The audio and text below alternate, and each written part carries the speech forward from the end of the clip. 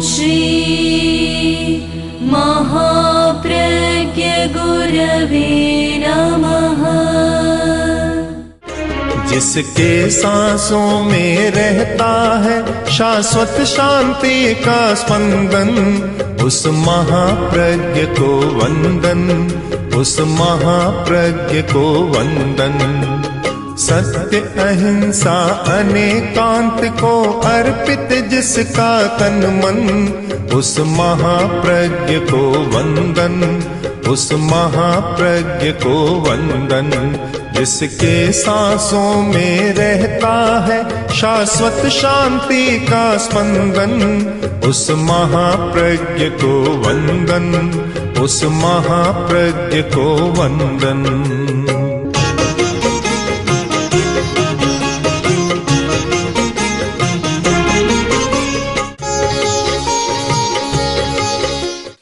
एक संस्कृत में सूक्त है कि रिक्त पाणी न पश्येच्च राजानम देवतं गुरुम।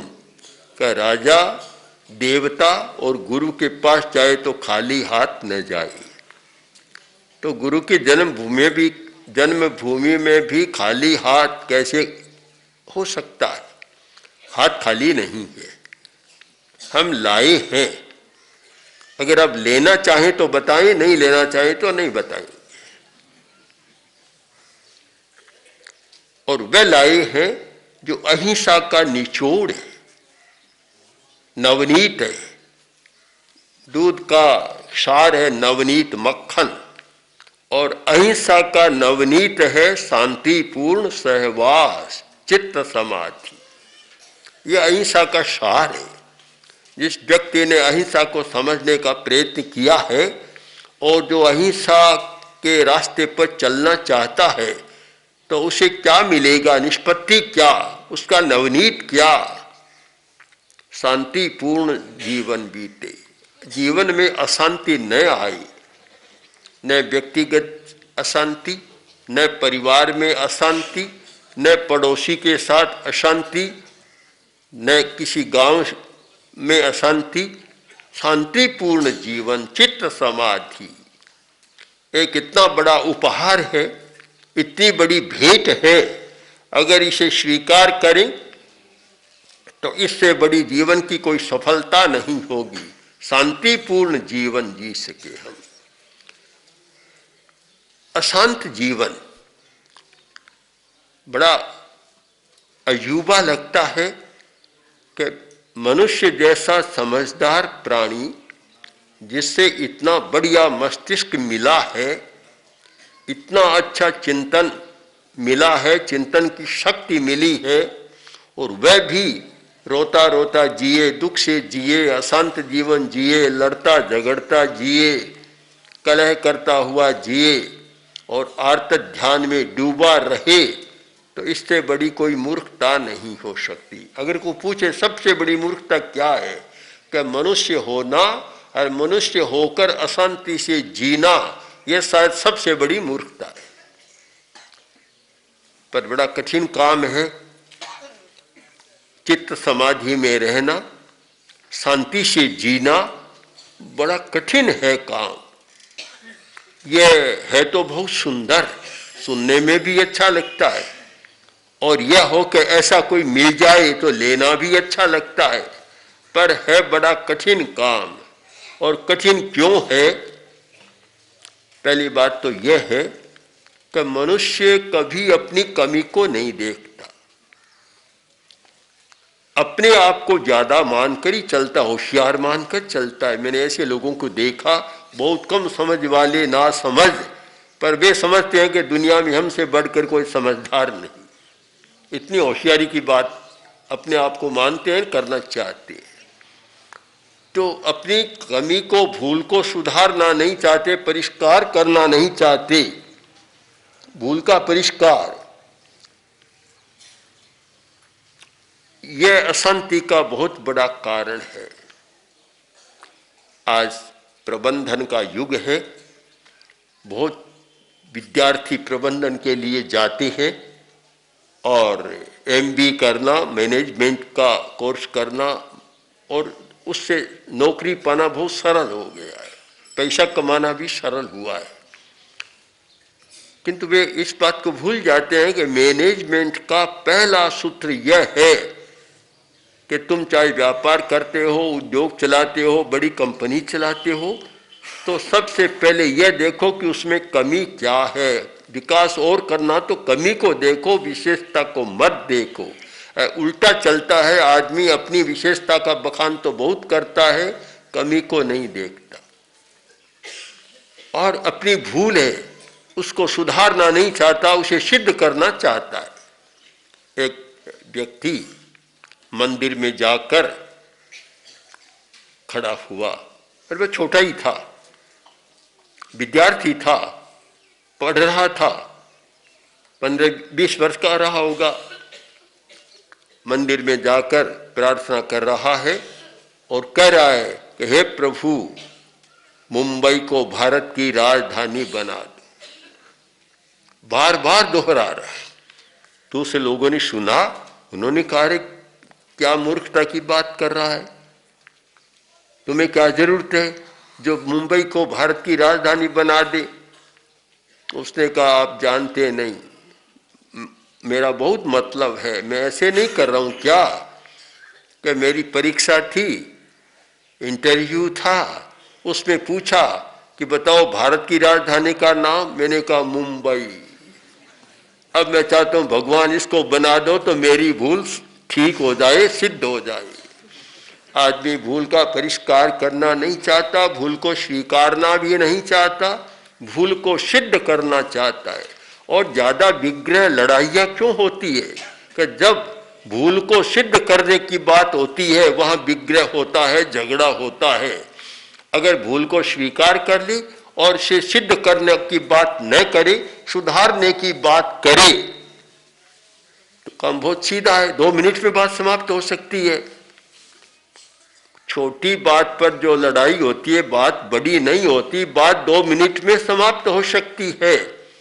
पर आदमी सिद्ध करना चाहता है भूल को कि मैंने जो किया वह ठीक है। यह नहीं कहता भूल हो गई, मैं उसका परिष्कार करूंगा। यह अहम बीच में आता है और भूल को सिद्ध करना चाहता है, वहीं समस्या पैदा हो जाती है। धर्म का अर्थ है सरलता, ऋजुता। धर्म कहाँ ठहरता है? जब पूछा गया कि धर्म कहाँ ठहरता है, तो फिर आगमकार ने उत्तर दिया कि धम्मो शुद्धस्स चित्तई, धर्म शुद्ध आत्मा में ठहरता है। फिर प्रश्न हुआ कि शुद्ध किसे माने, तो फिर उत्तर मिला कि सो ही उज्जोय भूयस्से, जिसमें सरलता है वह शुद्ध है, सरल है वह शुद्ध है। अशुद्ध में धर्म ठहरता है, किंतु आदमी सरल नहीं बनता और सरलता से अपनी कमियों को स्वीकार नहीं करता, अपनी भूल को स्वीकार नहीं करता, वह उसे सिद्ध करना चाहता है और वहीं सारे विग्रह पैदा होते हैं, अशांति पैदा होती है। अगर हम अशांति के कारण को समझने का प्रयत्न करें तो एक बड़ा सूत्र है, इसे समझना है। हमने अहिंसा यात्रा में अशांति के कारणों की खोज की, हिंसा के कारणों की खोज की, लड़ाई झगड़े के कारणों की खोज की। खोज में रहे हम, बरसों तक इसी में रहे, खोज करते रहे कि क्या क्या कारण बनते हैं। तो यह एक बड़ा कारण हमारे ध्यान में आया कि संस्थाओं में लड़ाइयाँ, परिवार में लड़ाइयाँ, पड़ोसी में लड़ाइयाँ, ये सारी अपनी भूल को स्वीकार न करने के कारण होती है। आदमी के पास तर्क है, इसलिए वह भूल को सहसा स्वीकार नहीं करता। एक कर्मचारी दोपहर के समय रोज ऑफिस से बाहर चला जाता। एक दिन व्यवस्थापक ने कहा कि भाई ये क्या बात है, तुम रोज दोपहर में चले जाते हो और 1 घंटा तक वापस नहीं आते, ऐसे कैसे चलेगा, आखिर बात क्या है? तो वह बोला कि सर, मैं हजामत कराने के लिए जाता हूं। तो उसने कहा कोई ये समय है क्या हजामत कराने का, ऑफिस का समय है, हजामत का समय नहीं है। अब तर्क कितना शुद्ध तर्क होता है, और तर्क भी बहुत विवाद बढ़ाती। तो बोला सर आपका कहना ठीक है, पर आप मुझे यह बताएं कि ऑफिस के समय में बाल बढ़ते हैं या नहीं बढ़ते, और अगर बढ़ते हैं तो फिर कटाना क्यों नहीं। ऑफिस के समय बाल बढ़ते हैं तो ऑफिस के समय में कटाए भी जा सकते हैं, अगर नहीं बढ़े तो फिर नहीं कटाएंगे। अब कितना बढ़िया तर्क है। तर्क तो है पर अर्थहीन तर्क है। ये आदमी को विफल बनाने वाला और भूल को छिपाने का तर्क है। भूल स्वीकार नहीं की कि ऑफिस के समय बाहर जाना अच्छा नहीं है। हमने इस पर देखा कि हिंदुस्तान को काफी बदलना बहुत आवश्यकता है। हमारे सामने प्रश्न आई कि चीन और भारत लगभग समान समय में स्वतंत्र बने। चीन बहुत आगे बढ़ गया, भारत अभी उससे पीछे है। जापान लड़खड़ा कर भी इतना आगे बढ़ गया, इसका कारण क्या है? एक कारण लगा कि वहां विनम्रता है, सरलता है और निष्ठा है। हिंदुस्तानी मानस में अभी वह निष्ठा पैदा नहीं है। प्रोफेसर नथमल टांटिया जो जैन दर्शन के बड़े विद्वान थे और जैन विश्व भारती में बहुत काम जिन्होंने किया, उन्होंने बताया कि मैं जापान गया और वे प्रेक्षा ध्यान का प्रशिक्षण देने के लिए जापान जाते थे और कभी कभी 100 दिन तक वहाँ प्रशिक्षण देने के लिए रहते थे। तो एक बार एक शिक्षा मंत्रालय के कार्यालय में गया, यूनिवर्सिटी के बारे में कोई बात जाननी थी, वहाँ प्रोग्राम था। तो मैंने वहाँ जाकर और एक कर्मचारी से पूछा, उसने मुंह पर हाथ रख दिया, मुंह पर हाथ कर दिया। मैं नहीं समझ सका क्यों। फिर वह बाहर आया, बाहर आकर बोला कि साहब देखिए, ऑफिस में आपको पूछना भी उचित नहीं, मुझे उत्तर देना भी उचित नहीं। ऑफिस के समय मात्र ऑफिस का काम ही किया जा सकता है, यह प्रश्न और उत्तर का समय नहीं होता। तो कृपया आगे पर आप यहां मत आइए। और कभी कभी यहां देखते हैं तो ऐसा होता है कि ऑफिस के समय इतनी बातें चलती है कि फिर पता ही नहीं चलता कि काम पूरा हो गया है, समय पूरा हो गया है। एक जो निष्ठा पैदा होनी चाहिए, उस निष्ठा का अभाव लगता है। निष्ठा का अभाव और श्रम, निष्ठा का अभाव, श्रम का अभाव। काम से जी चुराना चाहता है, पूरा काम करना नहीं चाहता। एक बड़ी समस्या है। इसीलिए जितना विकास होना चाहिए उतना विकास नहीं हो रहा है। विद्यार्थी को भी जितना निष्ठा से काम करना चाहिए पता नहीं कैसे है, और एक मजदूर को भी जितना निष्ठा से काम करना चाहिए वह भी नहीं है। इस प्रसंग में एक बात याद आ रही है कि पूज्य गुरुदेव बिहार की यात्रा कर रहे थे। जयप्रकाश नारायण अचानक आ गए और बहुत बार गुरुदेव के पास वे आते थे। बैठे हमारी बातचीत हो रही थी तो जयप्रकाश जी ने कहा कि आचार्य जी मैं आपको एक रोचक बात सुनाना चाहता हूं। क्या कहें आप? अभी हम जीटी रोड से यात्रा कर आ रहे हैं और मेरे साथ जापान के 5-7 मित्र हैं, हम सब साथ थे। तो हमने यात्रा संपन्न कर और यहाँ हम गेस्ट हाउस में आए, ठहरे। तो जापानी मित्र बोले कि जेपी, हिंदुस्तान तो बहुत बड़ा समृद्ध देश है। हमने सुना गरीब देश है, पर यह तो बहुत बड़ा समृद्ध देश है। जेपी ने कहा कैसी मजाक कर रही हैं, आपने जीटी रोड के पास देखा होगा कि टूटी फूटी झोपड़ियां, फटे हाल लोग घूम रहे हैं, बैठे हैं, और आप कैसे कहते हैं समृद्ध देश है? उन्होंने कहा कि हम ठीक कह रहे हैं। क्यों? कि हमने देखा कि जीटी रोड के पास जगह जगह लोग बैठे हैं, हथाइयाँ कर रहे हैं, गप्पे मार रहे हैं, हुक्का पी रहे हैं और निकम्मे बैठे हैं। गरीब देश का आदमी तो ऐसे बैठ नहीं सकता, नहीं बैठ सकता। ऐसे कैसे बैठेगा ये ऐसे? जेपी ने कहा कि इतना तीखा बाण लगा कि मैं बोल नहीं सका, क्या कहूं उनको। उन्होंने कहा जापान क्यों आगे बढ़ा?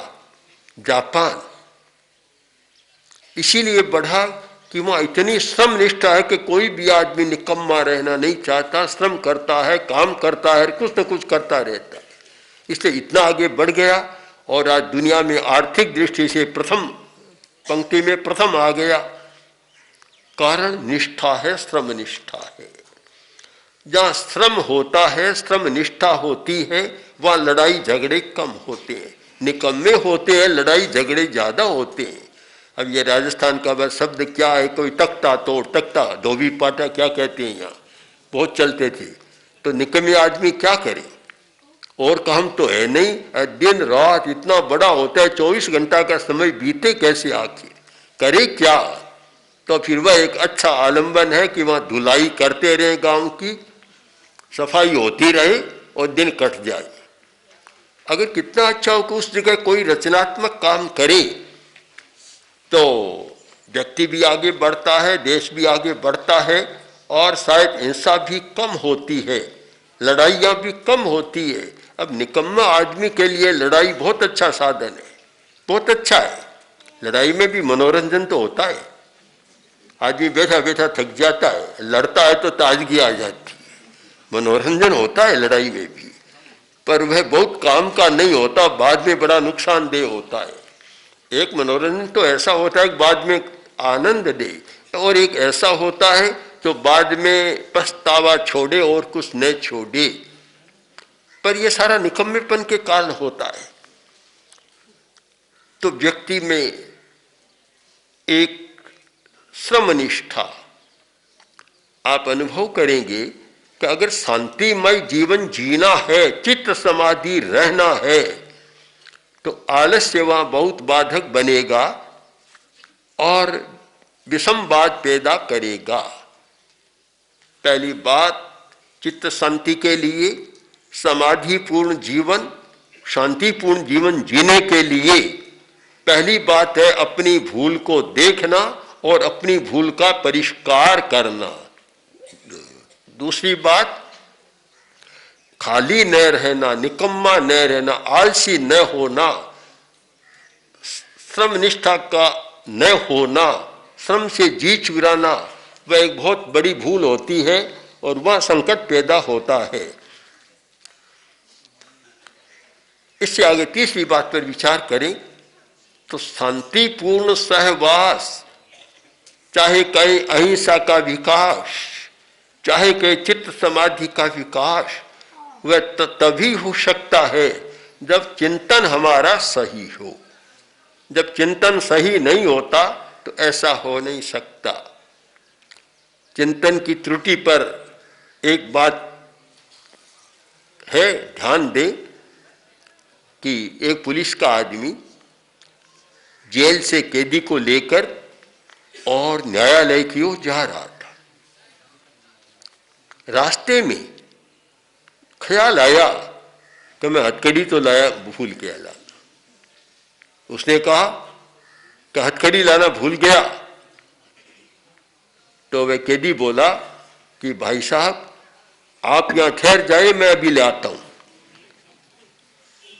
तो वह पुलिस वाला बोला मुझे धोखा दे रहा है, तू वापस आएगा?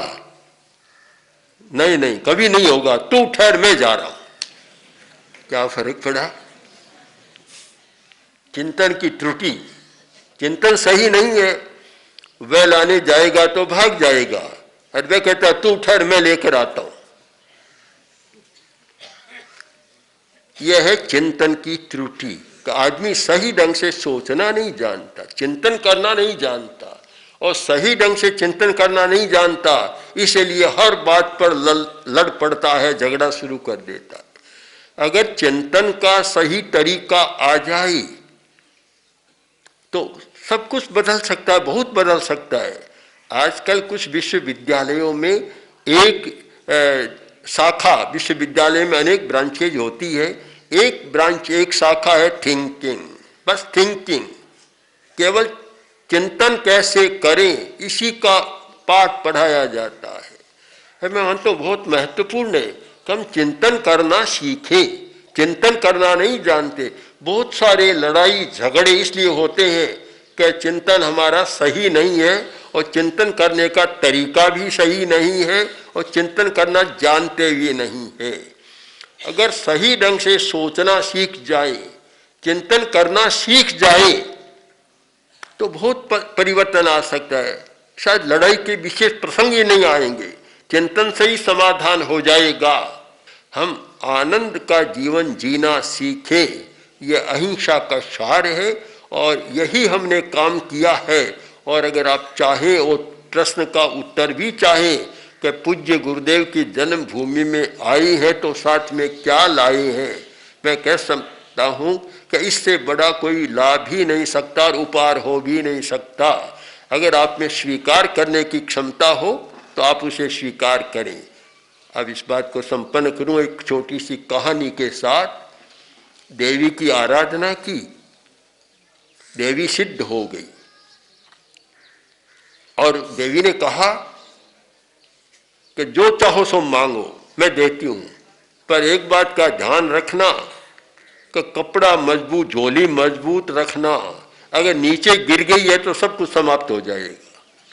अब बेचारे के पास फटा टूटा कपड़ा था, पुराना कपड़ा था, गरीब आदमी था, पास में कोई अच्छा कपड़ा नहीं था, फिर भी विश्वास के साथ कपड़ा फैला दिया और देवी ने ऐसी भारी भरकमे चीजें उसको दान में दी कि कपड़ा फटा, सारी नीचे गिरी और बात कहानी समाप्त। इस पर विचार करना है कि आपके पास कपड़ा कितना मजबूत है जो इस बात को झेल सकते हैं। मैं समझता हूं कि चित्त समाधि और शांतिपूर्ण सहजीवन, इसमें इतना वजन है कि कमजोर कपड़ा उसको झेल नहीं सकता। उसके लिए काफी मजबूत वस्त्र बनाने की जरूरत है। और जीवन में अगर एक बात आ गई कि मैं सदा शांति से जीऊंगा, आनंद में रहूंगा, कभी दुखी नहीं बनूंगा, रोऊंगा नहीं, विलाप नहीं करूंगा, हाथ ट्राई नहीं करूंगा और यह नहीं करूंगा भगवान कैसा जीवन है। कुछ लोग जब होते हैं ना आसान तो कह देते हैं, हे राम तू मेरी चिट्ठी भूल गया, अब चिट्ठियाँ सारी याद आ जाती है उस तरह। ऐसा जीवन कोई अच्छा जीवन नहीं होता। हम अहिंसा को ठीक समझने का प्रयत्न करें तो हमारा जीवन कितना शांति और आनंद का होना चाहिए। अगर यह पाठ आप पढ़ें, इसका अभ्यास करें और छापर को ऐसा बनाएं कि पूज्य कालूगणी की जन्मभूमि का एक प्रसाद लोगों को मिले कि वहां जाओ तुम्हें शांति मिलेगी, क्यों शांति का वातावरण है वहाँ।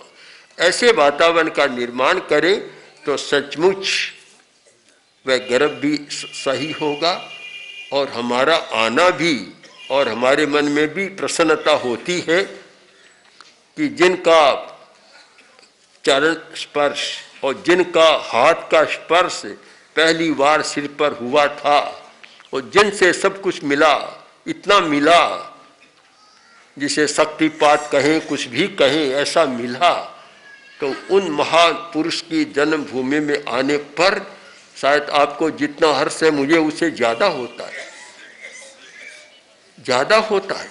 इसलिए मैं कहना चाहता हूँ कि यहाँ रहने वाले लोग और गंभीरता से विचार करें कि गांव का वातावरण, घर का वातावरण ऐसा बनाए जिससे यह लगे कहाँ इस भूमि में कोई महान आत्मा का जन्म हुआ है। इस पर चिंतन करें तो सचमुच आपका चिंतन आगे बढ़ेगा और शांतिपूर्ण सह अस्तित्व, अहिंसा का वातावरण, और उसके लिए आवश्यक है अहिंसा का प्रशिक्षण। अहिंसा का प्रशिक्षण तो मैं मानता हूँ और जगह तो शुरू हो रहा है, बहुत जगह हो रहा है, और यहाँ अहिंसा का प्रशिक्षण का कार्य चालू न हो तो फिर आश्चर्य ही मानना होगा।